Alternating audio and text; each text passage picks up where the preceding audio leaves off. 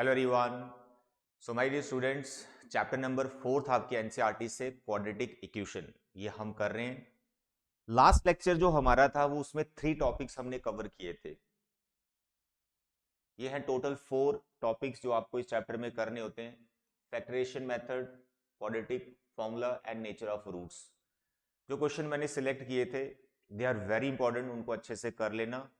अगर आपको ये तीनों टॉपिक्स के क्वेश्चन अच्छे से आते हैं तो वर्ड प्रॉब्लम में कोई दिक्कत नहीं आएगी। स्पेशली जो फैक्टराइजेशन मेथड के फर्स्ट 5 क्वेश्चन मैंने सेलेक्ट किए थे वो बेसिकली वर्ड प्रॉब्लम जो रहती हैं उन्हीं की जो सिचुएशन से हमें रिलेशन मिलता है वैसे ही कुछ कंडीशंस थी। मैं आपको बता देता हूं, देखो इधर जैसे ये क्वेश्चन है, हो सकता है ये कोई वर्ड प्रॉब्लम ही थी, उसमें जो सिचुएशन थी वो अप्लाई करके ये रिलेशन बना, फिर इसको आपने सिंप्लीफाई किया और उसके बाद क्वाड्रेटिक इक्वेशन बनी और उसका मिडिल टर्म ब्रेक करके आपने सॉल्व कर लिया। तो मेरे बच्चे यहां मैं आपको एक चीज क्लियर कर दूं कि क्वाड्रेटिक इक्वेशन चैप्टर की फाइनल में वर्ड प्रॉब्लम आनी ही आनी है।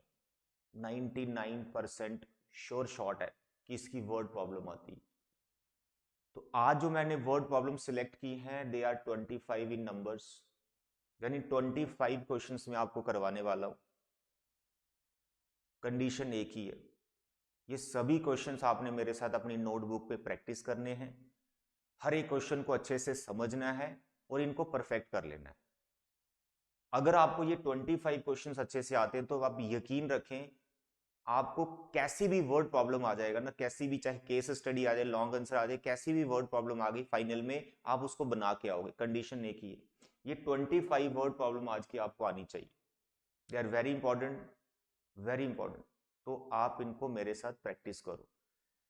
एंड इनको करने के लिए मैं आपको फिर बता दूं, फैक्टराइजेशन मेथड के जो मैंने 5 क्वेश्चंस आपको करवाए थे, जो अभी अभी मैंने आपको दिखाया, इस टाइप के क्वेश्चंस, क्योंकि वर्ड प्रॉब्लम में ऐसा ही कुछ बनने वाला है। ठीक है, तो अभी हम क्या करेंगे, जो वर्ड प्रॉब्लम में आपको करवाने वाला हूं इसमें जो सिचुएशन होती है उसमें जो स्टेटमेंट लिखी होती है, मेन प्रॉब्लम बच्चों की यही होती है कि स्टेटमेंट से हम इक्वेशन कैसे बनाएं।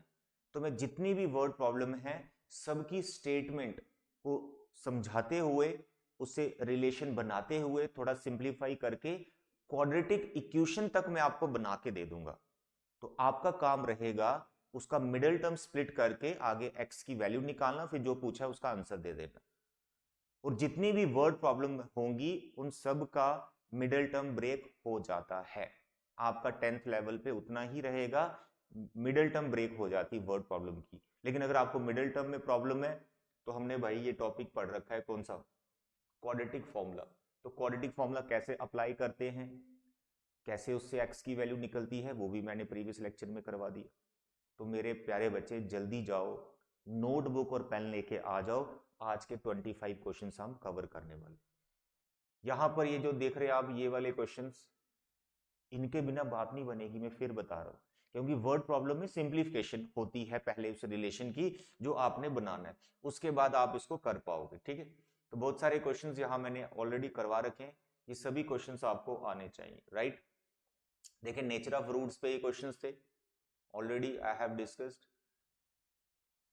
तो प्रीवियस लेक्चर वेरी इंपॉर्टेंट, मुझे पता है आपने उसके नोट्स अभी बना लिए, तो आज हम वर्ड प्रॉब्लम करेंगे। ठीक है, बेसिक से आगे जितना भी है, स्पीड वाले, टाइम वाले, सर राइट ट्राइंगल, कुछ ऐसी सिचुएशन है, सारी सिचुएशन यहाँ पे कवर करेंगे अलग अलग सारे। ठीक है, बस आपका नोट्स बनाना आपने मेरे साथ। तो देखें यहाँ पर first question, first question, please read this question. Problem क्या है, प्रॉब्लम क्या है, word problem is the problem. अब इसमें प्रॉब्लम क्या है कि सर ये जो लिखा है, इंग्लिश में लिखा है, ये समझ नहीं आता सर इक्वेशन कैसे बनाना है। करो मेरे साथ, अभी आ जाएगा। क्या करें, जो इंग्लिश लिखा है जैसे जैसे आप इंग्लिश पढ़ते जाएंगे उसको आप मैथमेटिकल एक्सप्रेशन में कन्वर्ट करते जाओ, यानी इंग्लिश को मैथ्स में कन्वर्ट करना है। ये कला सीखनी आज आपने मेरे साथ। तो यहां पर आप देखें जो इंग्लिश लिखा है उससे हम मैथ्स में कैसे कन्वर्ट कर रहा हूं। क्या लिखा है, John and Jeevanti together have 45 marbles. मैंने आगे क्वेश्चन नहीं पढ़ा, आगे क्वेश्चन नहीं पढ़ा, मैंने सिर्फ इतना स्टेटमेंट पढ़ा, तो आपको क्या समझ में आता है कि ये जो जॉन और जीवंती है इनके पास टोटल मार्बल्स कितने हैं 25। अगर इसके पास x रख लेते हो, इसके पास y रख लेते हो, तो तुम लिख सकते हो x plus Y is equal to 45। एक सिचुएशन आप ये बना सकते हो, या फिर अगर आप इसके पास x बोलते हो तो इसके पास कितने होंगे 45 माइनस एक्स। तो पहली ही स्टेटमेंट पढ़ के हमें समझ में आ रहा है कि हम यहाँ पर कैसे इसको मैथमेटिकल एक्सप्रेशन में कन्वर्ट कर पा रहे हैं। तो बस यही तो करना है। तो 25 वर्ड प्रॉब्लम में आपको करवाने वाला हूं, ध्यान से करो।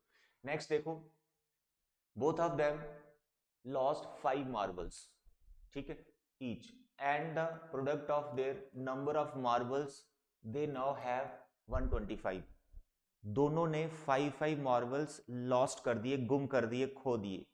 अब आपके पास उनके पास जो मार्बल्स बचे हैं, जितने भी बचे हैं, अगर आप उनके नंबर्स का प्रोडक्ट करोगे तो आपको क्या मिलेगा 124। तो यहां पर ये जो सिचुएशन आपको दिख रही है कि 5 मार्बल्स लॉस्ट ईच, उसके बाद जो हमें बता रहा है इससे क्वाड्रेटिक इक्वेशन बनेगा। पहले आपको हमेशा कोई ना कोई रिलेशन दे दिया जाएगा, जिस रिलेशन की मदद से आप प्योरली क्वाड्रेटिक में चले जाएंगे। तो मेरे साथ लिखें जो मैं यहां पर आपको अभी लिखवा रहा हूं। माय डियर स्टूडेंट, सबसे पहले आप लिख सकते हैं कि पहला जो बंदा है जॉन हैज एक्स मार्बल्स, ठीक है, इसको आपने लेट कर लेना है, एक्स मार्बल्स लेट कर लो। उसके बाद जो दूसरा है जीवंती है, इसके पास कितने आ जाएंगे 45 माइनस एक्स मार्बल्स, ठीक है। आप एक्स वाई में भी जा सकते हैं, फिर वाई को करके सब्स्टिट्यूट क्वाड्रेटिक में चला जाएगा, लेकिन अगर आप ऐसा करेंगे तो आसान ही रहेगा तब भी। अब आप देखें अकॉर्डिंग टू गिवन कंडीशन। अब गिवन कंडीशन बताइए बेटा क्या है, बस वही जो इंग्लिश है वो गिवन कंडीशन है, उसको मैथ में कन्वर्ट करना है। हुआ क्या, दोनों ने 5 मार्बल्स लॉस्ट कर दिए। अरे यार इसके पास x थे, अब 5 कम कर दो, कितने हो गए x माइनस 5। इसके पास कितने थे 45 माइनस एक्स, तो इसमें से 5 कम कर दो 40 बचेंगे, तो यहां पर आ जाएगा 40 माइनस एक्स। तो ये आ गया remaining marbles of John and remaining marble of Jeevanti. तो इनका मैंने मल्टीप्लिकेशन ले लिया, डिवीजन क्यों नहीं लिया, मल्टीप्लिकेशन क्यों नहीं लिया मेरे बच्चे, क्योंकि यहाँ पे लिखा है प्रोडक्ट। क्या लिखा है प्रोडक्ट, तो इनको मल्टीप्लाई करना। हो सकता है कल को बोले कुछ और ही सिचुएशन, मल्टीप्लाई या कुछ प्लस करना है व्हाटएवर, तो यहाँ मल्टीप्लाई लिखा तो हमने मल्टीप्लाई कर दिया। तो जो अंग्रेजी दिख रही है आपको प्रोडक्ट, उसको मैथमेटिकल सिंबल मल्टीप्लाई दे दिया, is equal to what 124। That's all. क्या आप इसके बाद कर लोगे, मैं यकीन कर रखता हूं आप इसको कर सकते हो। आगे कुछ नहीं करना, मल्टीप्लाई करना और क्वाड्रेटिक इक्वेशन बन जाएगा। मैं इसको करके दे देता हूं, नेक्स्ट आपके लिए रखेंगे। इसको इससे किया 40x, इसको इससे किया माइनस एक्स स्क्वायर, इसको इससे किया 200, ठीक है, और प्लस 5x। मल्टीप्लिकेशन में प्लस माइनस का ध्यान रखना है। थोड़ा सिंप्लीफिकेशन करेंगे, माइनस एक्स स्क्वायर 5 और 40, यह आ गया 45x। उसके बाद यहाँ पे है 200, इसको उधर ले जाओ 125 200। अब फिर सबको ही उधर ले जाओ, यहाँ पे 0 बचेगा, यहाँ एक्स स्क्वायर आ जाएगा, 45x आ जाएगा, इन दोनों को प्लस किया 324। तो मेरे प्यारे बच्चे this is the quadratic equation. इसका मिडिल टर्म ब्रेक करो, जो मैंने बिल्कुल सिखाया है। पॉलीनोमियल चैप्टर जब पढ़ाया उसमें डिटेल में पढ़ा रखा है, क्वाड्रेटिक का किया है अभी हमने, फैक्टराइजेशन मेथड उस पर भी सिखा रखा है। तो आगे आपका काम है, जो x का वैल्यू आएगा वो मार्बल हो जाएंगे जॉन के और जीवंती के, 45 में से x को माइनस कर देना। ये ध्यान रखना, वर्ड प्रॉब्लम में बच्चा x, आप x निकाल के छोड़ के आ जाते हो, वो सबसे बड़ी गलती है आपकी। आपने क्या करना है, x जो भी निकलेगा, आपने ये नहीं कि x आ गया इसको आंसर, नो, आपको आपका आंसर इंग्लिश में ही लिखना है, क्योंकि उसने इंग्लिश में क्वेश्चन किया, आपको इंग्लिश में उसका आंसर देके जाना है। और कई बार दो दो पार्ट होते हैं, तो आप एक ही x निकाल के आ जाते हो, फिर दूसरा पार्ट मिस हो जाता है, ठीक है। ध्यान से पढ़ना है। क्या पूछा उसने, we would like to find out how many marbles they had to start with. तो हमें यहाँ पर दोनों के अलग अलग मार्बल्स निकालने, तो आप सिर्फ x निकाल देंगे, वो तो जॉन क्या है जीवंती क्या है नहीं, तो इसलिए दोनों के मार्बल्स जो है अलग अलग आपको इंग्लिश में जो है लिख के बता के आना है, राइट। चलिए ये तो आगे फर्स्ट। अब चलिए next, this question, question number 2, very important, final में आ सकता है ये। देखें यहाँ पर क्या लिखा है, पढ़ो ध्यान से, पढ़ो ध्यान से मेरे बच्चे। Cost of production of each toy in rupees was found to be 45 minus than the number of toys produced in a day. तो ये जो अभी तक मैंने रीड कर दिया, यही वो सिचुएशन है। यहां से हमें कोई रिलेशन मिलेगा और बाद में हम क्वाड्रेटिक बना पाएंगे। कह रहा है on a day, on a particular day the total cost of production was ₹750। देखिए क्या हुआ, क्या हुआ, यहां पे आपके पास प्रोडक्शन हो रही है टॉय की, और एक दिन उसको क्या पता चला, देखो क्या पता चला उसको एक दिन, was found 55 minus less than the number of toy. जो उसकी कॉस्ट है हर एक टॉय की, each toy, cost of each toy, वो ये रिलेशन को फॉलो कर रही है। तो आप क्या करें, आप क्या करें, पहले नंबर ऑफ टॉयज लेट कर ले, लेट नंबर ऑफ टॉयज, ठीक है, of that particular day be rupees this x, और कॉस्ट क्या थी उस दिन, कॉस्ट क्या थी उस दिन, कॉस्ट क्या थी उस दिन, ये तुम्हें रिलेशन से मिलेगा। क्या कॉस्ट थी, 55 माइनस, अब ये माइनस देखो इंग्लिश में लिखता है तो हम क्या करेंगे, हम मैथमेटिकल साइन यूज करेंगे। 55 minus the number of twice, तो नंबर ऑफ ट्वाइस एक्स है मेरे पास। बताइए अब जो वहां पर इंग्लिश लिखा था उसी को हमने मैथमेटिकल में चेंज कर दिया। नंबर ऑफ ट्वाइस एक्स है, बोल रहे ना, cost of production of each toy was found to be 55 minus than the number of twice। अब number of twice तो इंग्लिश में लिखा था उसको x बोल दिया, और कॉस्ट जो सिचुएशन थी हमने लिख दी, ये रुपीज में है, ठीक है। अब मुझे बताओ, मुझे बताओ, मुझे बताओ, फिर टोटल कॉस्ट कितनी बता रहा है वो बाद में, 750। अब मुझे बताओ, मुझे बताओ कि कॉस्ट जो है 750, कॉस्ट जो है 750, ये जो इसने दे रखी है, तो क्या आप खुद से निकाल सकते हैं इन दोनों टर्म्स को यूज करके? वेरी सिंपल, भाई आपने 10 पेन खरीदे मार्केट से और एक की कीमत है 5 रुपए, 10 पेन मार्केट से खरीदे, एक की कीमत है 5 रुपए, टोटल कॉस्ट कितना बना? तो भाई ये 10 और 5 को तो मल्टीप्लाई करोगे। सेम सिचुएशन यहां पर है, हमारे पास जो टॉय है वो x है और कॉस्ट कितनी है, इतनी है, दोनों को मल्टीप्लाई करेंगे तो टोटल कॉस्ट आ जाएगा। तो x 55 minus x is equal to 750। बस बच्चे इसको आपने मल्टीप्लाई करना है, सारी टर्म एक तरफ ले जानी है, क्वाड्रेटिक बनेगा, मिडिल टर्म स्प्लिट करनी, आंसर आ जाएगा, दैट्स ऑल, ठीक है। इतने हैं ये आसान। Next question, the area of a rectangular plot is this. अब देखो यहाँ एक रेक्टेंगुलर प्लॉट आ गया, उसका एरिया दिया हुआ है 528, ये तो अच्छी बात है, रेक्टेंगल का एरिया हमें पता चल गया। The length of the plot is one more than twice its width। अब यहां पर ये जो सिचुएशन दे रखी है length of the plot and breadth के बारे में, यहीं से तुम्हारा क्वाड्रेटिक बनेगा। We need to find the length and breadth. तो मेरे बच्चे, मेरे बच्चे, मेरे बच्चे, यहां पर हमें ये सोचना है कि लेंथ लेट करें कि ब्रेड्थ लेट करें। तो रिलेशन किस में है, हमें दिया है length of the plot is one more than twice its breadth, यानी जो लेंथ है वो तुम निकाल पाओ, बड़े आराम से निकाल लोगे जब तुम्हें ब्रेड्थ पता होगी। तो इट इज बेटर कि तुम ब्रेड्थ लेट करो, फिर लेंथ का जो अंग्रेजी लिखा है उसको हम मैथ्स में कन्वर्ट कर लेंगे। Is it okay? तो तुम यहां पर लेट क्या करोगे, breadth, and let it B x, ठीक है। अब मीटर मीटर लगाना ना भूलिएगा, यूनिट जरूर लगाना है। तो अगर ब्रेड्थ इतना है तो बोलो लेंथ कितना है, बोलो लेंथ कितना है। तो देखो अंग्रेजी को तो अब तुम मैथ में कन्वर्ट करो, इंग्लिश में क्या लिखा है, length of the plot is one more, देखो वन मोर मतलब plus, then twice the breadth, भाई ये तुम्हारी लेंथ आ गई। अब एरिया कितना दे रखा है, 528 मीटर स्क्वायर, तो एरिया का फॉर्मूला कितना होता है, लेंथ इंटू ब्रेड्थ, 528। अब लेंथ कितना है 1 + 2x, ब्रेड्थ कितना है x, 528। यहां से तुम्हें क्वाड्रेटिक इक्वेशन बनाना है और उसका मिडिल टर्म ब्रेक करना है।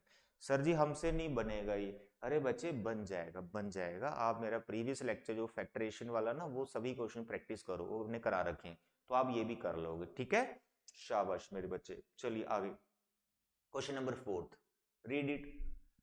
The product of two consecutive positive integer is 306। अब बताइए consecutive positive integers क्या होते हैं, टेल मी, जल्दी बताइए consecutive positive integers क्या होते हैं। मेरे बच्चे मैंने यहाँ 2 लिखा, यहाँ 3 लिखा, मैंने यहाँ पे 2 लिखा, यहाँ पे 5 लिखा। तो ये जो आपको दिख रहा है ये आपको दिख रहा है, इसको बोलते हैं कॉन्जिगेटिव पॉजिटिव इंटीजर्स, मतलब इन दोनों के बीच में कोई दूसरा इंटीजर नहीं होना चाहिए। ऐसे तो इसके बीच में बहुत सारे रियल नंबर हैं, इंटीजर कोई नहीं है। इंटीजर होते हैं काउंटिंग नंबर प्लस माइनस में। ये जो दोनों दिख रहे हैं ये कॉन्जिगेटिव इंटीजर्स नहीं है, क्योंकि 2 है 5 है, बीच में तो इंटीजर 3 भी आता है 4 भी आता है, तो इस तरह के कॉन्जिगेटिव इंटीजर्स होते हैं। तो यहाँ पर हमें 2 कॉन्जिगेटिव इंटीजर्स निकालने हैं पॉजिटिव वाले, तो आप एक को x ले लोगे और दूसरे को x प्लस 1 ले लोगे। थोड़ी इंग्लिश लिख लेना भाई, let the first consecutive integer be x and the second consecutive integer is equal to x plus 1। ये दो बचे कॉन्जिगेटिव इंटीजर्स, आगे आगे जो कंडीशन है उसे तुम्हें क्वाड्रेटिक मिल जाएगा। क्या लिखा हुआ है? द प्रोडक्ट ऑफ 2 कॉन्जिगेटिव, अब इन दोनों का जो प्रोडक्ट है, इन दोनों का जो प्रोडक्ट है is equal to 306, that's all. यहां से तुम क्वाड्रेटिक बनाओगे, मिडिल टर्म ब्रेक करोगे, x की वैल्यू निकालोगे, दोनों इंटीजर्स आ जाएंगे। Very simple. अब ये मत सोचिएगा सर ये तो बहुत इजी क्वेश्चन है, मैं आपको बता रहा हूं इसी टाइप का रहेगा आपको एग्जाम में भी, उतना टफ नहीं आता है। बेसिक वालों तो इसी टाइप के क्वेश्चन आपको मिलेंगे, स्टैंडर्ड वालों के लिए भी यहाँ पर बहुत सारे क्वेश्चन अभी आपके आने वाले। क्वेश्चन नंबर 5, एज पे, एज वाले क्वेश्चन। सर पता नहीं चलता कब बिफोर कब आफ्टर क्या होता है। अरे भैया सब अभी समझ में आएगा, ध्यान से देखो। Rohan's mother is 26 year older than him. आगे कुछ पढ़ना ही नहीं हमने, पहले जो फर्स्ट वाली लाइन है वहीं से तुम मैथमेटिकल एक्सप्रेशन बनाओ। क्या रोहन है और उसकी मदर है, तो तुम रोहन की एज लेट करो ना, let Rohan's present age, Rohan की प्रेजेंट एज लेट करो मेरे बच्चे। अब वो कितनी होगी, let it be x years. उसके बाद his mother's present age, his mother's present age बोलिए कितनी, हिज मदर्स प्रेजेंट एज, तो भाई कितनी बड़ी है उसकी मदर, 26 ईयर ओल्ड। तो फर्स्ट लाइन पढ़ी, दोनों की एज लेट कर ली। तो एज वाले क्वेश्चन में 99% क्वेश्चन ऐसे होते हैं जिसमें आपको पहले प्रेजेंट एज को लेट करना होता है, तो यहां पर हमने प्रेजेंट एज लेट कर ली। और 99% क्वेश्चन, वही क्वेश्चन जो मैं बोल रहा हूं 99%, उनमें क्या होता है जिससे क्वाड्रेटिक बनता है ना, वो बिफोर या आफ्टर कोई सिचुएशन दे रखी होती है एज पे ही, उससे क्वाड्रेटिक बन जाता है। देखो जैसे यहां पढ़ते हैं, the product of their edges, बच्चे ने ये पढ़ा प्रोडक्ट ऑफ एजेस, इसी को मल्टीप्लाई करना स्टार्ट कर दोगे, गलत हो जाएगा। पूरा सेंटेंस पढ़ो ध्यान से, the product of their edges 3 years from now, 3 years from now, यानी प्रेजेंट एज से 3 साल बाद, 3 साल बाद क्या होने वाला है, उनका प्रोडक्ट जो है 360 आएगा एजेस का। तो मेरे प्यारे बच्चे यहां पर तुम लिख सकते हो आफ्टर 3 इयर्स, आफ्टर 3 इयर्स क्या होगा, प्रोडक्ट ऑफ देयर एजेस। अब बहुत से बच्चे प्रेजेंट एज ही ले लेते हैं, वो गलत हो जाता है। अरे भाई तुम कौन सी सिचुएशन में हो, 3 साल बाद की सिचुएशन में हो, तो 3 साल बाद का तुमको एज लेना है। ये x प्लस 3 क्या हो गया, रोहन की एज 3 साल बाद, आज रोहन x है, आज तुम 15 इयर्स के हो, तो 3 साल बाद 18 इयर्स के हो जाओगे, तो 3 प्लस ही करना है यार। और उसकी मदर कितनी हो जाएगी, x प्लस 29, बस इसमें 3 प्लस कर दिया। दोनों का मैं प्रोडक्ट ले रहा हूं क्योंकि प्रोडक्ट लिखा है, इज इक्वल टू 360। तो मेरे बच्चे इसके बाद तुम इनको मल्टीप्लाई करोगे, क्वाड्रेटिक बन जाएगा। कितना इजी क्वेश्चन है। चलिए आगे, next, a train travels a distance of 480। अरे बाप रे, ये कैसा क्वेश्चन सर, स्पीड टाइम वाले क्वेश्चन हमसे नहीं निकलते हैं। अरे क्यों नहीं निकलते हैं आपसे स्पीड टाइम वाले क्वेश्चन, मुझे बताओ। सर समझ ही नहीं आया, हमें पढ़ाया पता नहीं क्या सिचुएशन होती है। अरे ध्यान से इस क्वेश्चन को एक बार समझ लो, जितने भी ये स्पीड टाइम वाले ऐसे क्वेश्चन है ना आपको सब समझ में आएंगे। यहां सारा खेल टाइम का है, तुम्हें टाइम को समझना है। स्पीड मोस्टली तुम्हें फाइंड करनी होती है, वो तुम लेट कर लोगे। डिस्टेंस तुम्हें दिया हुआ है तो टाइम का ही प्रॉब्लम है, तो यहां तुम्हें टाइम से ही क्वेश्चन पूरा बना लेना है। ध्यान से इसको समझो मेरे बच्चे। देखो बच्चे, ट्रेन जो इतना डिस्टेंस कवर कर रही है with a uniform speed, if speed had been 8 kilometre per hour less, यहां पर स्पीड पे बड़ा ध्यान रखना कि ट्रेन जिस स्पीड से जा रही है इनिशियली, बाद में उसकी स्पीड को कम किया है कि ज्यादा किया है, ये बड़ा इंपॉर्टेंट है। देखो एक यूनिफॉर्म स्पीड है, अब बाद में उसकी स्पीड को क्या किया, had been 8 kilometre less, speed को कम किया। तो तुम्हें यह समझना है कि जब स्पीड को कम किया तो टाइम ज्यादा लगेगा दूसरी बार टाइम ज्यादा लगेगा। ये सारा इसमें खेल है, ठीक है। क्या आप एक स्पीड से जा रहे हो तो एक दिन स्पीड कम कर दी, तो यार स्पीड जब कम की तो समय ज्यादा ही लगेगा ना, क्योंकि डिस्टेंस तो नहीं बदलने वाला, डिस्टेंस उतना ही है। अब देखिए इसको प्रेजेंट कैसे करना है क्वेश्चन को, मेरे प्यारे और दुलारे बच्चे। देखिए आपको सबसे पहले लिखना है लेट स्पीड, कौन सी, यूनिफॉर्म वाली, let speed of train, uniform speed of train be x kilometre per hour, ये होगी यूनिफॉर्म स्पीड। उसके बाद तुम्हें डिस्टेंस लिखना है, उसके बाद तुम्हें डिस्टेंस लिखना है, डिस्टेंस, बोलो डिस्टेंस क्या होगा सर, वो तो गिवन है 480 किलोमीटर। उसके बाद तुम्हें लिखना है time taken with uniform speed, मतलब जब वो एक पर्टिकुलर स्पीड से जा रही है जो कि यूनिफॉर्म स्पीड है, तो उसको कितना समय लगेगा। तो मेरे बच्चे आपको टाइम का फॉर्मूला आना चाहिए। तो स्पीड का क्या फॉर्मूला होता है, स्पीड का sir ji distance upon time, तो टाइम कितना होता है, डिस्टेंस अपॉन स्पीड। तो इस फॉर्मूले से तुम एक रिलेशन बना लोगे, डिस्टेंस कितना है 480, डिस्टेंस है 480, स्पीड कितनी है x, यहां पे लिखना है आवर्स। मैंने 3 लाइन लिखी, 3 लाइन, स्पीड का, डिस्टेंस का और टाइम का। सेम चीज आपको न्यू स्पीड के लिए लिखना है, न्यू स्पीड के लिए 3 लाइन और, फिर उसके बाद डायरेक्ट इक्वेशन बनेगी तुम्हारी। देखिए कैसे, नाउ न्यू स्पीड कर देना आपने, new speed of the train, बोलो न्यू स्पीड कितनी ट्रेन की, 8 किलोमीटर लेस, तो पहले x थी अब x माइनस 8 हो जाएगी पर आवर, पहली सिचुएशन।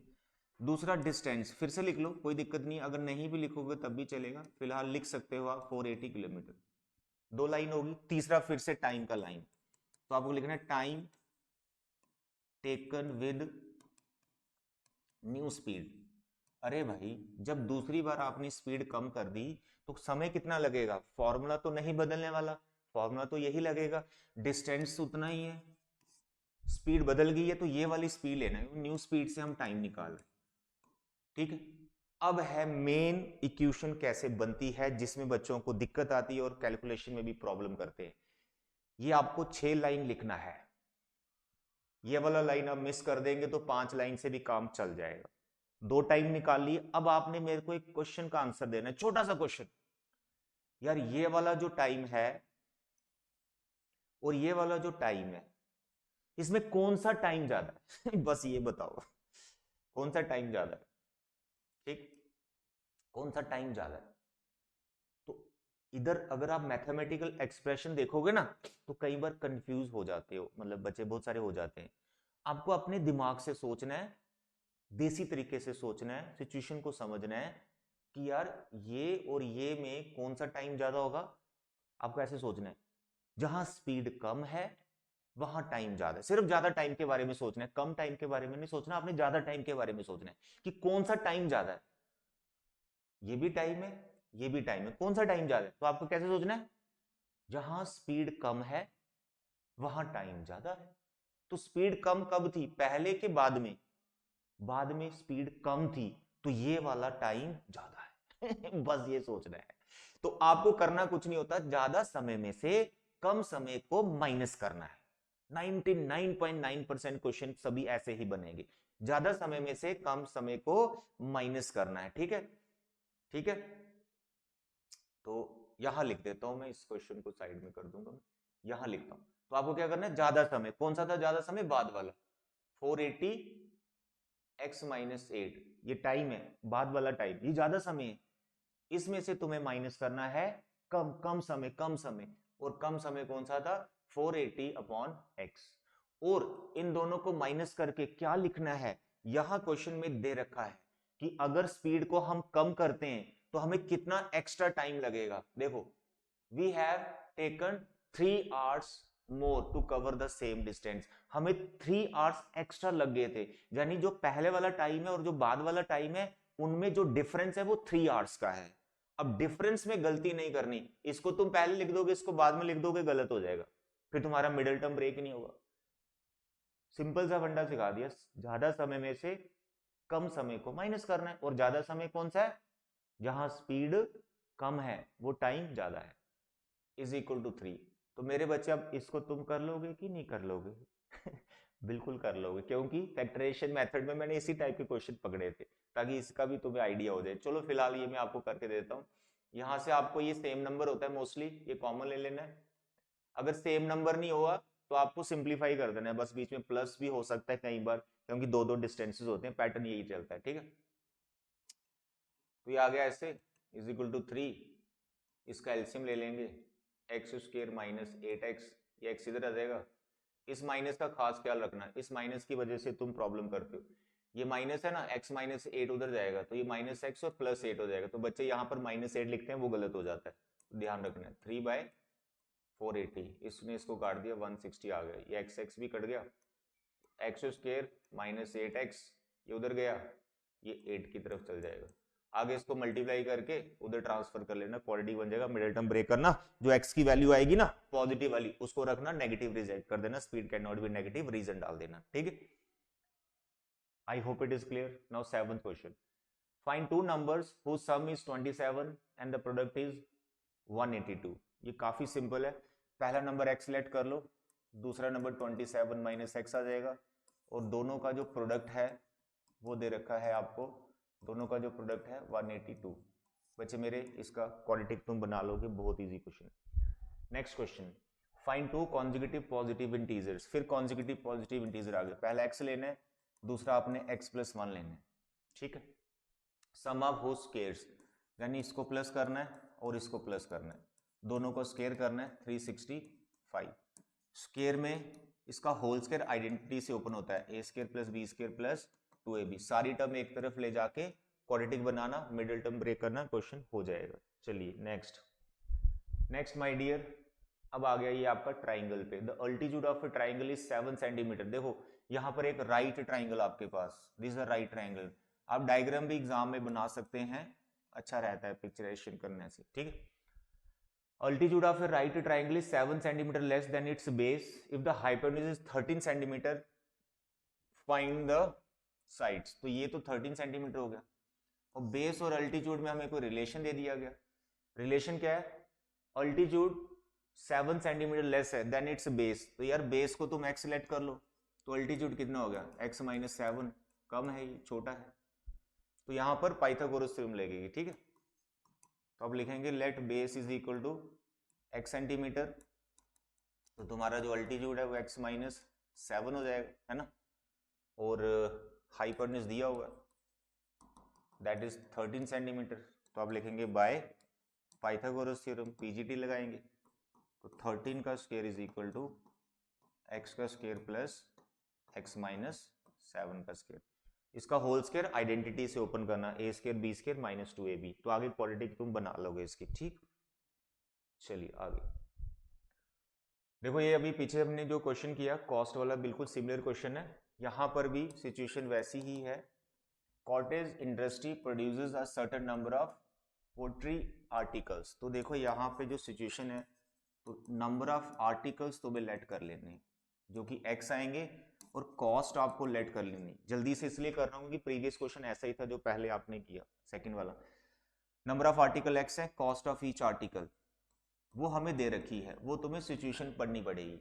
देखो कॉस्ट ऑफ ईच आर्टिकल क्या है, it was observe that on a particular day cost of production of each article in rupees was 3 more than the cost than the twice the number of articles। बोलो अब cost of each article क्या आ गई, 3 more मैंने plus 3 more than twice the number of articles, ये आ गया। तो मेरे बच्चे ये नंबर ऑफ आर्टिकल्स हैं, ये कॉस्ट है, ये रुपीज में लिखेंगे आप, ये कॉस्ट है, ये नंबर ऑफ आर्टिकल्स है। तो x को जब आप 3 + 2x के इंटू करोगे, तो इस रिलेशन का मतलब क्या है कि टोटल कॉस्ट आ रही है, और टोटल कॉस्ट हमें दे रखी है यहाँ पर, दैट इज 90। यहां से क्वाड्रेटिक बनाएंगे, फिर नंबर ऑफ आर्टिकल्स, कॉस्ट वगैरह जो भी निकालनी आप निकाल सकते हैं। Is it okay? Next, find two consecutive odd positive. अब देखो यहाँ पे ऑड पॉजिटिव इंटीजर्स दे रखे हैं, तो तुम्हें एक x ले लेना है, दूसरा x + 2 ले लेना है, क्योंकि जो ऑड नंबर है ना 1, 3, 5 7, देखो इनमें 2 2 का गैप चलता है, तो इसलिए x है x प्लस 2, ठीक है। सम ऑफ हु स्केयर्स, तो कंडीशन है ये कंडीशन, इसका जो स्केयर सम करके 290 आएगा। बच्चे क्वाड्रेटिक बना लेना इसकी आगे, ठीक, इजी वाला है। 12th question very very important, बहुत इंपॉर्टेंट क्वेश्चन है ये, ठीक है, बोर्ड में बहुत बार आ चुका है, ध्यान से रखो। यहाँ फिगर आपकी बुक में दे रखा है, बट हमने फिगर यहाँ सिलेक्ट नहीं किया है, यहाँ पर हम फिगर खुद ही बनाएंगे, पढ़ो इसको ध्यान से। Rectangular park is to be design whose breadth is 3 metre less than its length. तो सबसे पहले तो एक रेक्टेंगुलर प्लॉट बना दो आप, गार्डन जो भी है, पार्क, इसका नाम आप कुछ भी दे सकते हैं, मैंने ABCD रख दी। यहाँ सिचुएशन लेंथ ब्रेड्थ की पहले है, ऑफ कोर्स यहाँ लेंथ बड़ी होगी तो क्या लिखा है, ब्रेड्थ इज 3 मीटर लेस। तो ऐसा करो यार, तुम यहाँ पर ब्रेड्थ को x ले लो, x मीटर, और लेंथ तुम्हारी ज्यादा है कितनी, 3, तो 3 प्लस एक्स या x प्लस 3 मीटर तुम लिख सकते हो। पहली लाइन पढ़ी, शेप बन गई, साइड्स हमने लेट कर ली। Its area is to be 4 square metre more. इस पार्क का एरिया, जो रेक्टेंगुलर पार्क है, इसका एरिया ज्यादा है, कितना, 4 यूनिट ज्यादा। किससे भाई, किससे पूरा पढ़ो फिर पता चलेगा। 4 square metre more than the area of a park. अरे एक और पार्क है, than the area of a park that has already been made in the shape of an isosceles triangle with its base as the breadth of the rectangular park। मेरे बच्चे, ये जो अंग्रेजी 3 line को लिखा है, इसका ये मतलब है, इस रेक्टेंगुलर पार्क के साथ एक पार्क और है जो एक आइसोसेलेस ट्राइंगल जैसा है, और उसका जो बेस है, आइसोसेलेस ट्राइंगल का जो बेस है, वो इस रेक्टेंगल की ब्रेड्थ है। तो ये रेक्टेंगल की ब्रेड्थ है, यहां पर हम क्या करेंगे, एक पार्क और बना देंगे, ये रहा, ये है आइसोसेलेस पार्क राइट ट्राइंगल। तो ये बेस ऑफ जो ट्राइंगल है, ये रेक्टेंगल की ब्रेड्थ ली गई है, ऐसा यहां पे लिखा हुआ है, क्लियर हो गया। और इसका अल्टीट्यूड, ए अल्टीट्यूड हो गया, 90 डिग्री का एंगल जो बना रहा है, इसका जो अल्टीट्यूड है उसकी लेंथ भी दे रखी है, ये है 12 मीटर। क्या आपको ये पूरी अंग्रेजी समझ में आ गई है? अगर आ गई है तो अब देखिए यहां पर क्वेश्चन कैसे बनेगा। मेरे बच्चे ये लेट वेट आपने कर लेना है ना। तो यहां पर हम बात करेंगे अकॉर्डिंग टू कंडीशन। बोलो गिवन कंडीशन, बोलो क्या बोलेगी गिवन कंडीशन, जल्दी बताओ गिवन कंडीशन क्या बोलेगी। गिवन कंडीशन बोल रही है area of rectangle, area of rectangular park is equal to what, 4 more, 4 plus कर देना है, 4 more then the area of a park which is designed as isosceles triangle। तो भैया आइसोसेलेस ट्राइंगल का एरिया क्या होगा, 1/2 बेस इंटू हाइट। ये isosceles triangle का एरिया, उसमें 4 प्लस करना है, एरिया ऑफ रेक्टेंगल आ जाएगा। यहां से तुम्हें अब मैथमेटिकल एक्सप्रेशन बनानी। एरिया ऑफ रेक्टेंगल क्या होता है, लेंथ इंटू ब्रेड्थ। तो ये है इसकी लेंथ x प्लस 3, ये है इसकी ब्रेड्थ, 4 प्लस 1/2 क्या है इसका बेस, x। आइसोसेलेस ट्राइंगल जो है बेस उसका x होगा, अल्टीट्यूड दे रखा है 12, बस इस ये से क्वाड्रेटिक बन जाएगा। x इधर गया, x स्क्वायर प्लस 3x, 4 ये 2 ने इसको काटा 6, यहां बचा 4 प्लस 6x, ये उधर जाएगा 6x उधर जाएगा, माइनस 3x हो जाएगा, ये इधर जाएगा -4 हो जाएगा। मेरे बच्चे बस इसको तुम्हें सॉल्व करना है मिडिल टर्म ब्रेक करके, जो x आएगा उसके बाद लेंथ और ब्रेड्थ दोनों आप आराम से निकाल लोगे। I hope it is clear. ठीक है मेरे बच्चों, चलिए आगे। This also very important question, काफी इंपॉर्टेंट है ये क्वेश्चन, ध्यान से, ठीक है। Sum of the reciprocal of Rahman ages 3 years ago and 5 years from now is 1/3, find his present age। Exam में आने वाला क्वेश्चन है ये, ठीक है। तो प्रेजेंट एज पहले लेट करो, बंदा एक ही है Rahman, let present age of Rahman be x years। आगे जो सिचुएशन है वो बड़ी मस्त है, आफ्टर भी है इसमें, बिफोर भी है। पहले मैं वो दोनों एज निकाल लूंगा। देखो ये कह रहा है in 3 years sum of the reciprocal of Rahman is in 3 years, क्या लिखा है, इन 3 years एगो, 3 years एगो, 3 years एगो, तो हम ऐसे लिखेंगे बिफोर 3 years, यहाँ लिखेंगे बिफोर 3 years। बिफोर 3 years बोलो रहमान की एज कितनी थी, मैं डायरेक्ट भी कर सकता हूँ, थोड़ा समझ लो अच्छे से, क्योंकि बिफोर आफ्टर दोनों एज आपको निकालनी है। बिफोर 3 years रहमान की एज कितनी होगी, x-3, क्लियर है। आफ्टर वाली सिचुएशन क्या है, 5, मतलब कितने साल है, 5 years from now, after 5 years, after 5 years Rahman की एज क्या होगी, रहमान एज बोलो, आज x है तो 5 साल बाद x+5 होगी। तो यहाँ पे प्रेजेंट एज भी है, आफ्टर वाली भी है और बिफोर वाली, तीन एजेस आ गई। जो कंडीशन है वो आफ्टर और बिफोर पे लगी हुई है। अब कंडीशन क्या है, सम ऑफ रेसिप्रोकल्स, मतलब आफ्टर 5 years बिफोर 3 years की जो एजेस हैं, अगर आप इनको रेसिप्रोकल करोगे, यानी ये आफ्टर 5 years को रेसिप्रोकल कर दिया और ये आफ्टर 3 years बिफोर 3 years को रेसिप्रोकल कर दिया, कह रहा है इन एजेस को रेसिप्रोकल करोगे तो आपके पास मिलेगा एक नंबर जो है 1/3। That's all. क्वेश्चन बहुत इंपॉर्टेंट है, कंफ्यूजन ये है कि रेसिप्रोकल वगैरह में आती है और सार में इस पे कैलकुलेशन भी करनी पड़ती है, और यही क्वेश्चन मैंने आपको प्रीवियस लेक्चर में करवाए हैं। तो आई होप इसके बाद आप ये एलसीएम लेके क्वाड्रेटिक बना लोगे, बनाना जरूर, क्योंकि बहुत इंपॉर्टेंट क्वेश्चन है। Question number 13।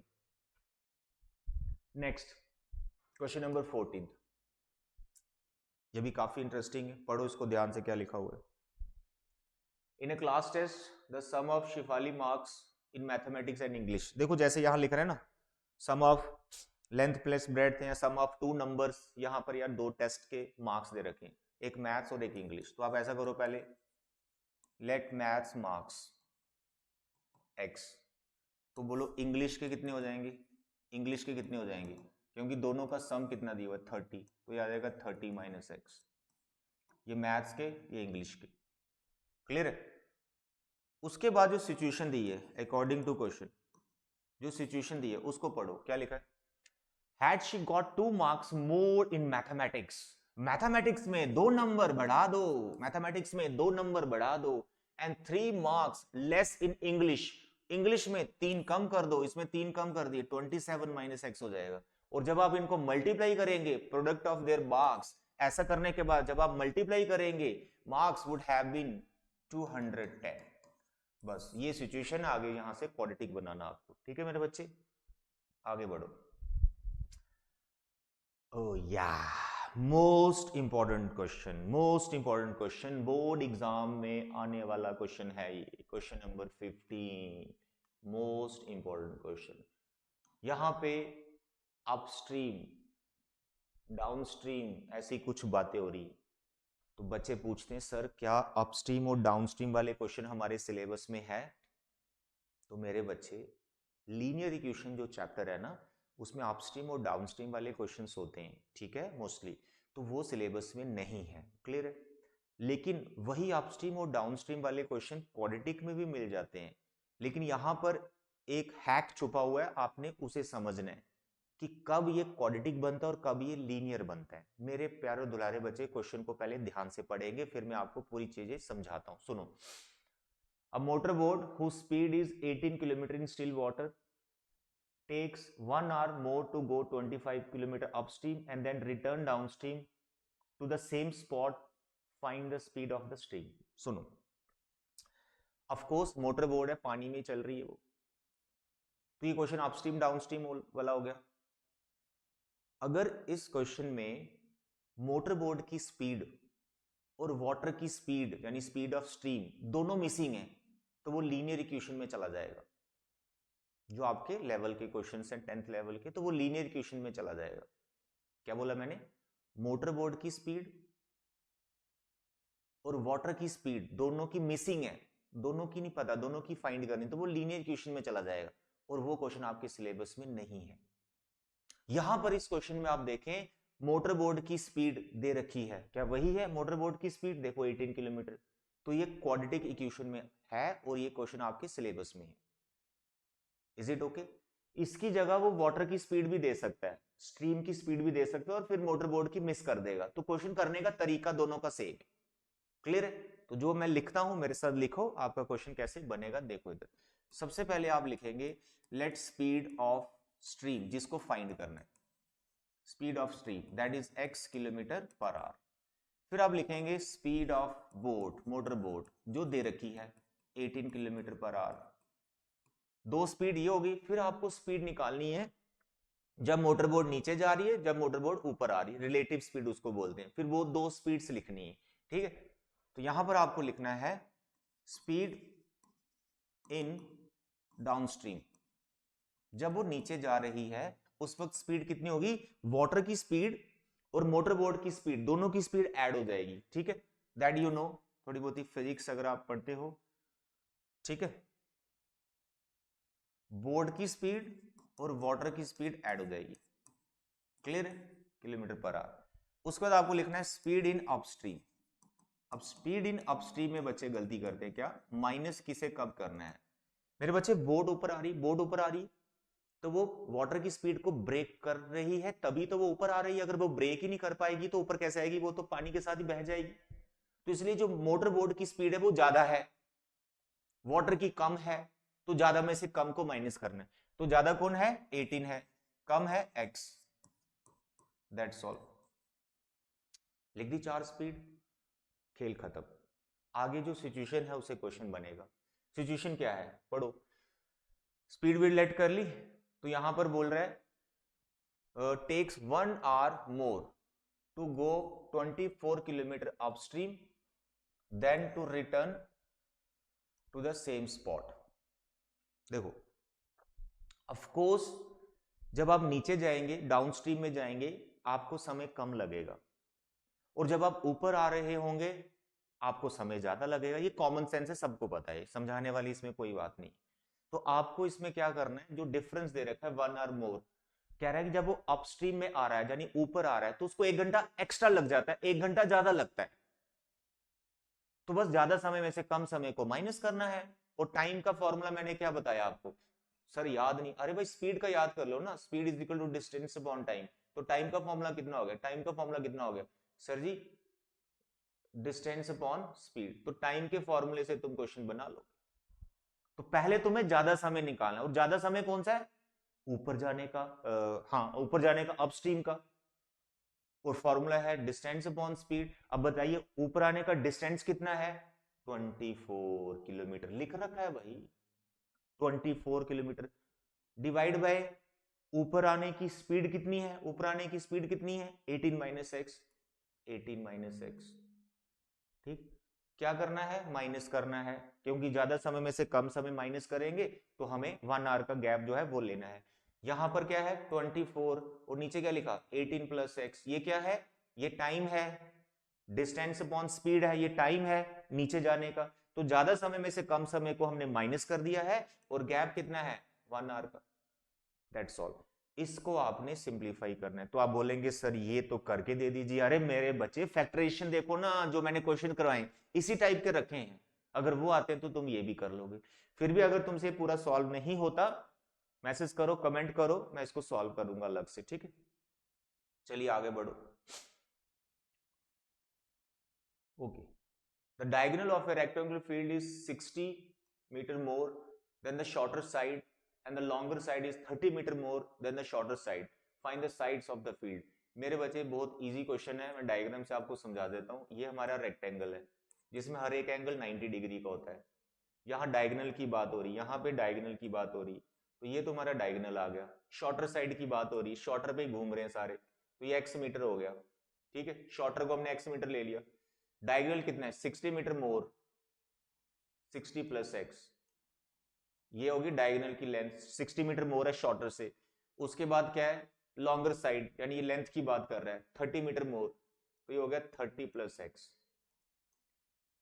तो आपने पहले शॉर्टर की लेंथ लेट करनी है x, फिर डायगोनल और जो है लॉन्गर साइड उसकी लेंथ निकाल लेनी। फिर आपको लिखना है in this right triangle PGT Pythagoras theorem लगानी, जिसमें हाइपोटेन्यूज आपका डायगोनल होगा और बाकी दो साइड्स का सम कर देंगे। आई होप इट इज क्लियर। और इसको फिर आप सिंप्लीफाई कर देंगे, दैट्स ऑल। क्वाड्रेटिक बनाना है यहां से आपको, फिर आपने, काफी अच्छा क्वेश्चन है, करना जरूर इसको कंप्लीट। 16, 17। इसमें ये ऐसा क्वेश्चन है जिसमें y में हमें जाना ही पड़ेगा, नहीं तो क्वेश्चन बहुत लेंथी हो जाता है। तो देखें यहां पर difference of the squares of two numbers is 180। Difference of squares of two number is 180। Sir ये क्या लिखा है अंग्रेजी? अरे भाई इंग्लिश को मैथ में लिखते हैं फिर समझ में आ जाएगा। पहले दो नंबर लेट करो, let x and y be the two numbers, be the two numbers. ले लिए नंबर्स। इसमें एक चीज जरूर साइड में लिख देना कि इसमें से एक तुम्हें बड़ा रखना है, ठीक है, क्योंकि डिफरेंस की बात हो रही, कौन सा बड़ा है वो जरूर तुम यहां पे लिख दो। तो हमने लिख दिया x बड़ा है, तो भैया x और y दोनों को स्क्वायर करके माइनस करना है। तो ये जो मैथमेटिकल एक्सप्रेशन लिखी हुई है ये इसी का अंग्रेजी है, इसी का ये इंग्लिश का ये मैथ है। क्या? डिफरेंस ऑफ द स्क्वायर्स, ये difference of the squares of two number is 180। तो ये 180 के इक्वल है नंबर 1। ठीक, पहली लाइन जो थी इंग्लिश वाली मैथ में आ गई। दूसरा, the square of the smaller number is 8 time the larger number. Sir फिर ये अंग्रेजी आ गई। अरे इस अंग्रेजी की ऐसी की तैसी। देखिए इधर हम अंग्रेजी को ऐसे लिखेंगे, कैसे? The square of the smaller, अब स्मॉलर कौन है? y है। देखो इतनी भयंकर इंग्लिश को मैथ कैसा आसान बना रहा है। The square of the smaller number, ये देखो स्मॉलर नंबर का स्क्वायर कर दिया, is what? 8 times the larger, 8 times the larger. That's all. दो सिचुएशन है, इसको ऊपर सब्स्टिट्यूट कर दो सेकंड को। एक्स स्क्वायर वाई स्क्वायर की जगह 8x लिख लो, इस वाई स्क्वायर की जगह 8x और 180 को इधर ट्रांसफर कर दो। इस क्वाड्रेटिक को सॉल्व कीजिए, x वैल्यू आएगी, फिर y भी आ जाएगा। जो पूछा है दैट यू कैन फाइंड, दो नंबर पूछे। नेक्स्ट चलिए, नेक्स्ट चलिए, नेक्स्ट। ओके, क्या लिखा है? अ ट्रेन ट्रेवल्स, अरे बाप रे सर ये क्वेश्चन फिर से स्पीड टाइम वाला आ गया। मेरे बच्चे सभी क्वेश्चन स्पीड टाइम वाले आपके 10th लेवल में सिमिलर टाइप हैं, कोई टफ नहीं है। सिचुएशन एक ही रहती है, स्पीड मोस्टली आपको फाइंड करना होता है। तो इसमें भी वैसा ही कुछ लिखा हुआ है, find the speed of the train. तो यहाँ पर देखें, अ ट्रेन ट्रेवल्स 360 किलोमीटर, तो हमें डिस्टेंस दिया हुआ है, यूनिफॉर्म स्पीड हमें मिसिंग है, लेट करेंगे। If the speed had been 5 kilometre per hour more, इस टाइम स्पीड को बढ़ा दिया गया है। जो पहले क्वेश्चन करवाया उसमें स्पीड को कम कर दिया गया था, इसमें स्पीड को बढ़ा दिया गया है। जब स्पीड बढ़ेगी समय कम लगेगा ये आपने ध्यान रखना है, ठीक है। तो 1 आवर का यहाँ पे जो है गैप आ जाएगा, 1 आवर का जो है जर्नी जो है गैप आ गया है जिसमें। तो आप लेट करें यूनिफॉर्म स्पीड, बोलो यूनिफॉर्म स्पीड ट्रेन की, let uniform speed of train भी x किलोमीटर पर आवर। फिर आप लिखेंगे डिस्टेंस कितना कवर कर रही है ट्रेन, डिस्टेंस कवर कर रही है 360 किलोमीटर। ओके, फिर आप लिखेंगे time taken, time taken with uniform speed, जिसको मैं t1 रख लेता हूँ, time taken with uniform speed.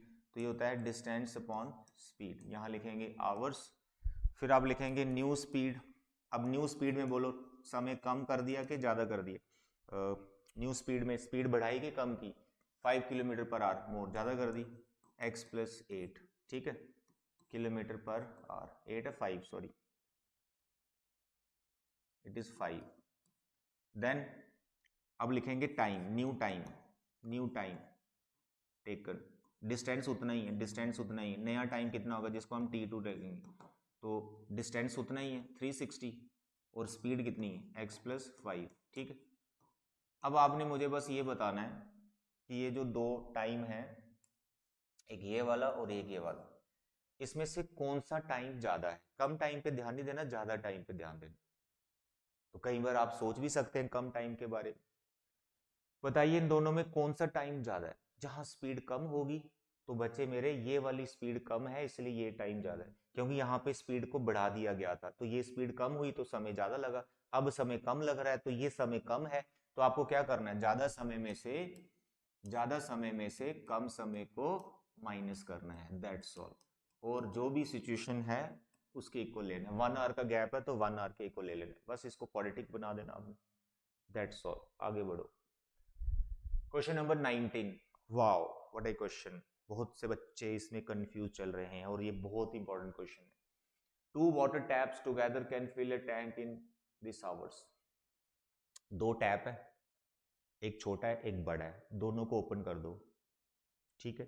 तो उनको इतने घंटे लग जाएंगे, 9:3/8 आवर्स, इतना टाइम लग जाएगा, इतना टाइम लग जाएगा टू फिल अ टैंक, एक टैंक को भरने में। ठीक है, दोनों एक साथ खोले जाएंगे तो इतना समय लग जाएगा। ये पहली सिचुएशन। दूसरी, the tap of larger diameter takes 10 hours less than the smaller one to fill the tank separately. कह रहा है, ये जो इंग्लिश लिखी है ये कह रहा है जो बड़ा टैप है उसको 10 घंटे कम लगते हैं, या फिर ऐसे सोच सकते हो जो छोटा टैप है उसको 10 घंटे एक्स्ट्रा लग जाते हैं, 10 घंटे ज्यादा लगते हैं लार्जर टैप से अकेले टैंक को फिल करने में। यानी छोटा टैप है उसको खोल दिया तो वो भर देगा, पूरा टैंक को भर देगा, लेकिन उसको लार्जर टैप से कितना टाइम ज्यादा लगे? 10 घंटे ज्यादा लगे। ये सिचुएशन है। आगे समझ। Find the time in which each tap can separately fill the tank. तो तुम्हें दोनों टैप का टाइम फाइंड करना है कि छोटे टैप को कितना टाइम लगा टैंक को फिल करने में और बड़े टैप को कितना टाइम लगा टैंक को फिल करने में। वही चीज हम लेट करेंगे। पहले देखते जाओ, यहां भी 4-5 लाइन लिखनी है, बस वो आपको ध्यान में रखनी है तो क्वेश्चन बन जाएगा। मेरे बच्चे, सबसे पहले आप लिखेंगे let time taken by larger tap to fill the tank be x hours. यही तो ढूंढना आपको, तो इसका x आवर्स हो गया लार्जर का। ठीक है, दूसरे का क्या होगा? Time taken bye smaller tap. बोलो। तो भाई, ओ भाई अभी तो बताया मैंने, सिचुएशन लिखा है लार्जर को 10 घंटे कम लगते हैं, यानी स्मॉलर को 10 घंटे ज्यादा लगते हैं, तो मैंने लार्जर का टाइम लेट किया क्योंकि हम प्लस में रहेंगे। कैसे प्लस में रहेंगे? x, देखो ये प्लस लिखा, तो प्लस से गलती लगने के चांसेस कम होते हैं, इसलिए कोशिश करो ऐसी चीज लेट करो कि दूसरी टर्म प्लस में रहे। अगर मैं स्मॉलर का टाइम लेट करता x तो लार्जर का होता x -10, माइनस आता, हो सकता है कैलकुलेशन में फंस जाते, प्लस है कोई नहीं फंसोगे आप कैलकुलेशन में। ठीक, दोनों के टाइम आगे। इसके बाद मेरे बच्चे दो लाइन जो आपको और लिखना है, that is very important, that is very important. आपको लिखना है portion of tank filled by larger tap in 1 hour। ये लाइन बड़ी इंपॉर्टेंट। देखो ऐसा हम इसको क्यों लिख रहे हैं, क्यों फाइंड कर रहे हैं? क्योंकि जो हमें यहाँ ये सिचुएशन दे रखी है ना, 2 water taps together can fill in these hours, यही इसी कंडीशन ने क्वाड्रेटिक बनाना है। तो हमें यहाँ पर 1 यूनिट का यानी 1 आवर का टाइम, 1 आवर का जो पोर्शन ऑफ टैंक है वो ढूंढना ही पड़ेगा ताकि इसके साथ उसकी एडजस्टमेंट की जा सके। तो मैं लिखता हूं, फिर कैसे एडजस्टमेंट होगी बताता हूं। देखो, portion of tank filled by larger tap, इतना तो पता है वो x आवर्स लेता है उसको भरने में, लेकिन x आवर्स वो ले रहा है, लेकिन 1 घंटे में वो कितना टैंक भर पाएगा?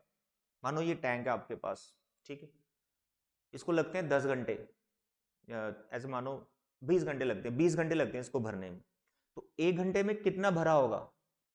समझ रहे हो? इसको 20 घंटे लगते हैं तो 1 घंटे में कितना भरा होगा वो तुम्हें ढूंढना है। तो इस लाइन का वो मतलब है कि 1 घंटे में कितना टैंक भरा जाएगा। जैसे मैंने आपको होमवर्क दे दिया कि मेरे बच्चे ये मैथ्स के 25 क्वेश्चन है ये करो, तो आपने उसको 5 दिन लगा दिए करने में। समझना सिचुएशन, मैंने आपको दिए 25 क्वेश्चंस और आपने उसको कितने दिन लगा दिए? 5 डेज। मैं आपको अभी ये पूछ रहा हूं एक दिन में कितना काम किया, बस यही है उस लाइन का मतलब। तो इधर बताओ ना, 25 क्वेश्चन दिए और 5 दिन आपने लगा दिए, तो एक दिन में कितना काम हुआ? 5 क्वेश्चंस। सर वो कैसे निकाला? मेरे बच्चे कुछ नहीं है, मेरे बच्चे कुछ नहीं है, आपने 25 को 5 से डिवाइड कर दिया है, यानी जो आपका वर्क डन था उसको आपने डेज से डिवाइड कर दिया है, रेसिप्रोकल कर दिया एक तरह से। तो यहां पे portion of tank filled by larger tap in 1 hour, 1 घंटे में कितना टैंक भरा जाएगा?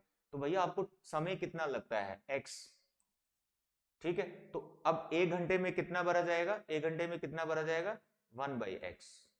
यहां पे आगे कोई भी यूनिट नहीं लिखेंगे आप, सिंपली 1/x लिखना है। तो जितना भी सिलेंडर का या टैंक का पोर्शन है उसमें इतना पोर्शन भरा जाएगा 1 घंटे में। तो ये इस लाइन का मतलब है। सेम चीज आपको लिखनी है, portion of tank filled by smaller tap, reciprocal कर देना होता है बस, इन 1 आवर। बोलो अब स्मॉलर टैप कितना समय लेगा, कितना पोर्शन भरेगा, समय कितना लेता है x + 10 आवर्स, यानी x + 10 आवर्स उसको लग जाते हैं पूरा भरने में। तो 1 घंटे में उसने कितना भरा होगा, इसी टाइम का रेसिप्रोकल डालना होगा। That's all. ये हो गया portion of tank filled by larger tap, portion of tank filled by smaller tap. अब ऐसा करेंगे, दोनों को प्लस कर देंगे, दोनों को मैं प्लस करता हूं, बस इस लाइन का मुझे मतलब बताना कि मैंने इसको और इसको प्लस कर दिया, इसको और इसको प्लस कर दिया, इसको और इसको प्लस कर दिया, इसको और इसको प्लस कर दिया। अब इस चीज का मतलब क्या निकल के आ रहा है, इसका ये मतलब क्या निकल के आ रहा है कि दोनों टैप अगर एक साथ खोल दिए जाएं तो 1 घंटे में वो कितना पोर्शन भरेंगे, क्योंकि ये भी है portion of tank filled by larger, ये portion of tank filled by smaller. अब दोनों को मैं प्लस कर रहा हूं, यानी दोनों टैप ओपन कर दिए। अब दोनों का टोटल पोर्शन है कि दोनों कितना पानी भर पाएंगे 1 घंटे में, इस लाइन का ये मतलब है। तो ये तुम्हें डायरेक्ट ही हमेशा लिखना होता है, इन दोनों को प्लस कर लेना है, is equal to what, is equal to what, ये जो आपको दे रखा है। अब यहां से क्वेश्चन बनेगा, देखो मेरे बच्चे ये कितना टाइम है, 9 8 72 70 75 बाय 8 आवर्स। ये 75 बाय 8 आवर्स क्या है, ये क्या है, ये है जब दोनों वाटर टैप एक साथ खोल दिए जाएं तो टैंक को इतने घंटे में भरते हैं। इस लाइन का ये मतलब है कि दोनों टैप एक साथ ओपन कर दिए जाएं तो 75 बाय 8 आवर्स लगेंगे उसको पूरा फिल करने में। अब मुझे बताओ, अब दोनों 1 घंटे में कितना फिल कर रहे होंगे, कितना पोर्शन फिल कर रहे होंगे, तो भैया इसी टर्म को रेसिप्रोकल कर देना है। जहां इधर x को रेसिप्रोकल किया, यहां इसको रेसिप्रोकल किया, अब इस टाइम को रेसिप्रोकल करना है। यहां भी टाइम को रेसिप्रोकल कर रहा हूं, यहां भी टाइम को रेसिप्रोकल कर रहा हूं, वो यहां भी टाइम को रेसिप्रोकल करना है, और वो क्या है 8/75। This is a portion of tank filled by both the tap in 1 hour, इसका ये मतलब है 8/75 का, और ये मैथमेटिकली हमने निकाला भी है। That's all. अगर आपको ये लाइंस समझ में आ गई हैं तो मेरे प्यारे बच्चे इसको आपने सिंप्लीफाई करना है और क्वाड्रेटिक इक्वेशन में कन्वर्ट करके x की वैल्यू निकालनी है, फिर जो पूछा है वो आप निकाल सकते हैं। Is it clear? Very important question. Question number 20, very interesting, very interesting, speed time से रिलेटेड आ गया। अब अगर 2 क्वेश्चन मेरे समझ में आ गए जो मैंने पहले करवाए तो ये क्वेश्चन भी तुम बड़े आराम से बना सकते हो। देखो, an express train takes 1 hour less than the passenger train। तो पहले क्या था कि ट्रेन एक ही थी और उसकी स्पीड कम या ज्यादा कर रहे थे, लेकिन यहाँ 2 ट्रेन है तो थोड़ा शॉर्ट में हम करेंगे। देखो, एक्सप्रेस ट्रेन की स्पीड को एक्सेलेरेट कर लो और पैसेंजर ट्रेन की स्पीड को लेट नहीं करना, वो अपने आप आ जाएगी। जहां तो ऐसा करो, पैसेंजर ट्रेन की लेट करो, पैसेंजर ट्रेन की स्पीड एक्सेलेरेट करो, एक्सप्रेस ट्रेन की स्पीड तुम बना पाओगे क्योंकि उसकी ज्यादा स्पीड। देखो ये लेती है 1 घंटा कम, 132 किलोमीटर का डिस्टेंस है मसूरी और बेंगलोर के बीच में। Take into consideration the time they stop in determine, ये अलग से, if the average speed of the express train is 11 kilometre more than that of the passenger train. जो एक्सप्रेस ट्रेन है उसकी स्पीड ज्यादा है पैसेंजर ट्रेन से, तो पैसेंजर ट्रेन की स्पीड हमने एक्सेलेरेट कर ली किलोमीटर पर आवर। अब बताइए एक्सप्रेस ट्रेन की कितनी होगी, तो एक्सप्रेस ट्रेन की कितनी ज्यादा है, 11 किलोमीटर ज्यादा है, 11 किलोमीटर मोर। तो यहां पर एक्सप्रेस ट्रेन की जो स्पीड आएगी x + 11 हो जाएगी किलोमीटर पर आवर। दोनों की स्पीड आपने ऐसे लेट कर ली, क्लियर हो गया। अब सिचुएशन ये है कि जो एक्सप्रेस ट्रेन है वो 1 घंटा कम लेती है, 1 आवर, देखो 1 आवर लेस। एक्सप्रेस ट्रेन 1 घंटा कम लेती है 132 किलोमीटर का डिस्टेंस कवर करने में देन पैसेंजर ट्रेन। तो मेरे प्यारे और दुलारे बच्चे, टाइम 1 और टाइम 2 को जब आप माइनस करेंगे तो 1 के इक्वल आएगा, 1 आवर के इक्वल आएगा। और टाइम 1 किसका होगा, पैसेंजर ट्रेन का, क्योंकि उसकी स्पीड कम है तो वो ज्यादा समय ले रही है, जिसकी स्पीड कम होती है वो ज्यादा समय लेती है। पैसेंजर ट्रेन की स्पीड यहां कम है तो इसलिए वो ज्यादा समय लेगी। तो पैसेंजर ट्रेन की स्पीड मैं यहां लिखने वाला हूं 132 divide by x distance upon speed, minus express train की स्पीड लिखने वाला हूं x plus 11, sorry it is 132 divided by x plus 11. This is speed, sorry, this is time of passenger train, time of express train. Time of passenger train is less, more than the express train, क्योंकि passenger train की speed कम है इसलिए उसने समय ज्यादा लिया, ज्यादा समय में से कम समय को माइनस कर रहे हैं, इक्वल टू 1। आगे तुम्हें इसको क्वाड्रेटिक इक्वेशन में बदलना है। ओके डियर, चलिए आगे बढ़ते। नेक्स्ट क्वेश्चन, इसमें भी आपको y में जाना पड़ेगा। The sum of the areas of two square is this. तो मेरे बच्चे दो स्क्वायर्स है यहां पर, तो वैसे लिखो let side of one square be x and side of second square other square be y। Unit आप लिख लेंगे जितना भी दिया है मीटर। साइड में सिचुएशन डाल दें कि जो पहला वाला स्क्वायर है मेरा, उस वो बड़ा स्क्वायर है तो उसकी साइड बड़ी है इसलिए x ग्रेटर देन y लिख लेना है, ठीक है। इसके बाद सिचुएशन देखनी है आपने, sum of areas of two squares. तो भाई पहले स्क्वायर का एरिया x स्क्वायर होगा, साइड स्क्वायर फॉर्मूला है, प्लस दूसरा जो स्क्वायर है उसकी साइड y है तो उसका एरिया y स्क्वायर हो गया। दोनों को प्लस कर देंगे क्योंकि सम ऑफ एरिया है 468। तो ये पहली सिचुएशन होगी आपके पास। सेकंड जो कंडीशन है, difference of their perimeter is 24। Perimeter का क्या फॉर्मूला होता है, बोलो पेरीमीटर का क्या फॉर्मूला होता है, साइड। पेरीमीटर का क्या फॉर्मूला होता है, स्क्वायर का पेरीमीटर 4 इंटू साइड। तो तुम्हें यहां लिखना है 4 इंटू साइड, फिर लिखना है 4 इंटू साइड। ऑफकोर्स ये ज्यादा होगा क्योंकि एक्स को बड़ा रखा है तो बीच में माइनस है, और डिफरेंस हमें दे रखा है 24। मेरे बच्चे यहां से 4 कॉमन आ जाएगा, रेक्टेंगल है स्क्वायर है, स्क्वायर ही है, इज इक्वल टू 24। तो x minus y is equal to 4, इसको काटेगा 6। यहां से तुम x निकाल सकते हो 6 प्लस वाई, फिर ये वाला x तुम यहां सब्स्टिट्यूट कर दो, दैट इज 6 प्लस वाई का whole square plus y square. मेरे बच्चे यहां से तुम्हें क्वाड्रेटिक इक्वेशन बना लेना है, a प्लस बी का होल स्क्वायर यहां ओपन कर लेना और पूरा क्वाड्रेटिक बनेगा, y निकलेगा फिर x निकलेगा, फिर जो पूछा है वो निकाल लेना, ठीक है। चलिए नेक्स्ट क्वेश्चन 22, वेरी इंपॉर्टेंट, आपकी एनसीईआरटी की एग्जाम्पल है, बहुत बार आती है पेपर में, आपको प्री बोर्ड में भी आई होगी, अगर नहीं बना था तो अभी बना लो मेरे साथ ये question. A pole has to be erected at a point on the boundary of a circular park. मेरे प्यारे बच्चे, पार्क में आप बहुत बार गए होंगे, तो अब यहां पर एक सर्कुलर पार्क है, ये सर्कुलर पार्क, सर्कल जैसा, of diameter 13 metre in such a वे। इसका डायमीटर 13 मीटर है, ये डायमीटर बना दिया जो सेंटर से पास करता है, that you know, A B इसका नाम रख लेते हैं, ए बी, वैसे और भी है कोई, देखते हैं। Diameter 13 metre in such a way that the difference of its distances from two diametrically opposite gates A and B on the boundaries 7 metre. तो यहां पर जब ये सिचुएशन हम रीड करते हैं कई बार समझ में नहीं आती, इसलिए डायग्राम से समझोगे तो बड़े प्यार से आपको यहां पे समझ आ जाएगा। फिर से पढ़ो, सर्कुलर पार्क है जिसका डायमीटर 13 मीटर है, डायमीटर मैंने बना दिया, फिलहाल इसको मैं रब कर देता हूं,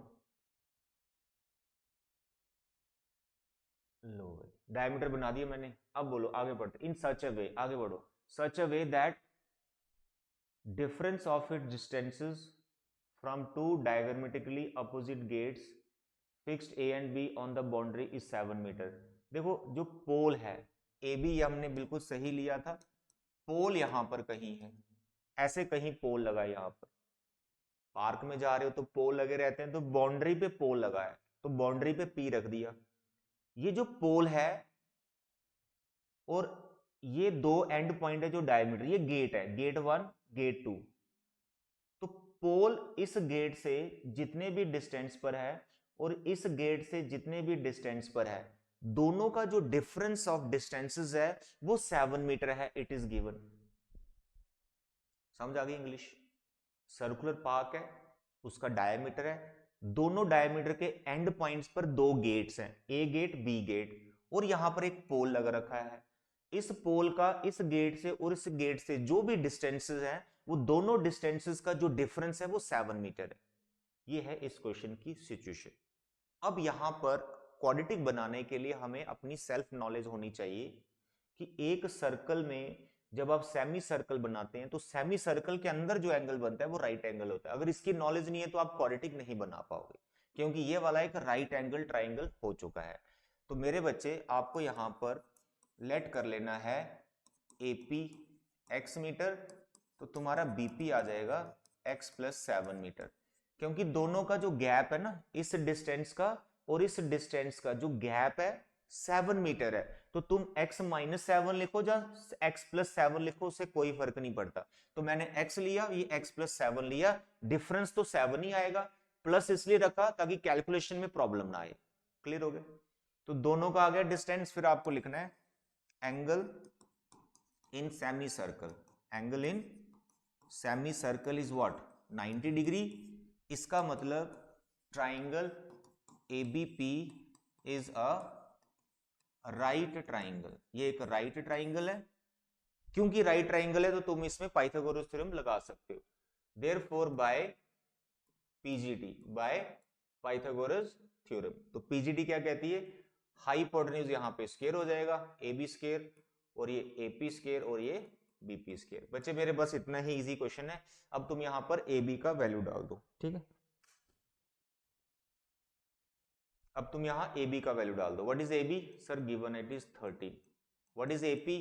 सर AP आपने x लिया है, और BP x + 7 लिया। आगे क्वाड्रेटिक तुम्हें बनाना है, A + B का होल स्क्वायर इसको लगाना है, सिंप्लीफाई करना है, सारी टर्म एक तरफ, यहां से तुम्हें क्वाड्रेटिक इक्वेशन मिलेगा। Very important question.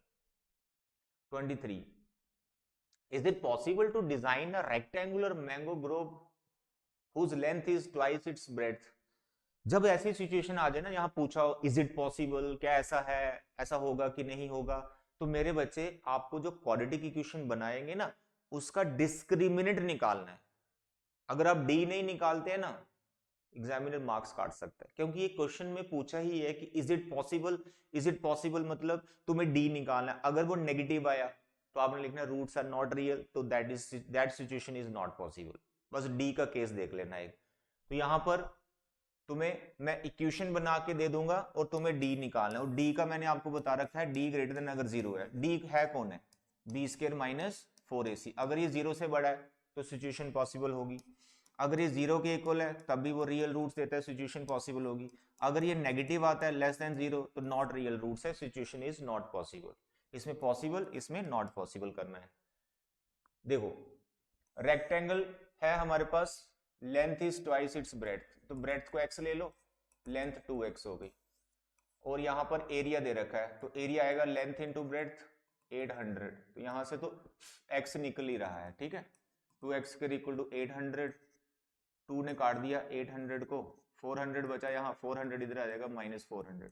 इसका अगर तुम d निकालोगे तो तुम्हारे पास बनेगा b का स्क्वायर जो कि 0 है, -4, a बनेगा 1 और c बनेगा -400, तो तुम्हें आ गया 1600। तो यार ना ग्रेटर देन 0, तो इसलिए सिचुएशन इज पॉसिबल। पहले ये लिखना है d greater than 0, roots are real, situation is possible, फिर तुम आगे इसके रूट्स निकाल सकते हो, ठीक? Next question, is the following situation possible? इसमें भी तुम्हें डी निकालना है। देखो determine their present ages, if so determine their present ages. क्या है ages? The sum of the ages of two friends is 20 years. देखो फर्स्ट फ्रेंड की एज जो है वो x ले लो, और जो सेकंड वाला फ्रेंड है उसकी आ जाएगी 20 - x ईयर्स। क्लियर हो गया? फर्स्ट फ्रेंड की एज x लेट कर लेंगे, दूसरे की 20 - x हो जाएगी, क्योंकि दोनों की एजेस का जो सम है वो x के इक्वल है। 4 years ago, 4 साल पहले क्या हुआ था? प्रोडक्ट ऑफ देयर एजेस, तो भैया इसकी 4 साल पहले एज x - 4 होगी, इसकी 4 साल पहले एज 16 - x होगी। ये हो गई 4 साल पहले दोनों की एजेस, दोनों को मल्टीप्लाई कर दिया, मल्टीप्लाई करके लेना है 48 के इक्वल। मेरे बच्चे यहां से क्वाड्रेटिक इक्वेशन बनाना है और उसका डी निकालना है। अगर डी नेगेटिव आया सिचुएशन नॉट पॉसिबल, अगर डी पॉजिटिव है 0 आ रहा है, आगे एजेस निकाल देना तुम, ठीक है? सिचुएशन पॉसिबल लिखते हुए। Next question, last question, Is it possible to design a rectangular park of perimeter this 80 and area is 400 meters square? If so, find its length and breadth. Very simple. Length breadth निकालनी, situation हमें दे रखी है. बोलो perimeter कितना दे रखा है? 80 metre. Area कितना दे रखा है? 400 मीटर स्क्वायर. एरिया भी दे रखा है, पेरीमीटर. लेंथ ब्रेथ का कुछ पता नहीं चल रहा, तो लेंथ आप x ले लो और ब्रेथ आप y ले लो. चलिए बनाइए सिचुएशन. पेरीमीटर का क्या फॉर्मूला होता है रेक्टेंगल का? Sir 2 time length plus breadth. ये हो गया 80 के इक्वल, 2 इसको काट देगा, x plus Y is equal to 80. यहां से y बनेगा 80 माइनस x. पहली एरिया दे रखा है 400. अब एरिया का क्या फॉर्मूला होता है? Length into breadth. एरिया का फॉर्मूला होता है लेंथ इनटू ब्रेथ. तो भैया लेंथ इनटू ब्रेथ और एरिया दे रखा है 400. तुमने यहां से y निकाला है 80 माइनस एक्स, वो यहां सब्स्टिट्यूट कर दो और इधर से बन जाएगी तुम्हारी क्वाड्रेटिक. तो जैसे तुम्हारी ये क्वाड्रेटिक बनी, तुम अब मुझे ये बता दो, कि अब तुम क्या इसका d निकाल लोगे? तो अगर तुम इसका d निकाल लोगे मेरे बच्चे, तो जो d अगर नेगेटिव आया तो सिचुएशन नॉट पॉसिबल, पॉजिटिव या जीरो आ रहा है तो सिचुएशन पॉसिबल. आगे तुम x और y की वैल्यू भी निकाल सकते हो. आई होप ये 25 क्वेश्चन आप नोटबुक पे फेयर करेंगे, इनको बार बार प्रैक्टिस करेंगे. यहीं से बनेगा तुम्हारा फाइनल का क्वाड्रेटिक का वर्ड प्रॉब्लम अगर एग्जाम में आए. तो आज के लेक्चर के लिए इतना बचे. Thank you. नेक्स्ट लेक्चर हम कल स्टार्ट करेंगे. Bye bye and take care.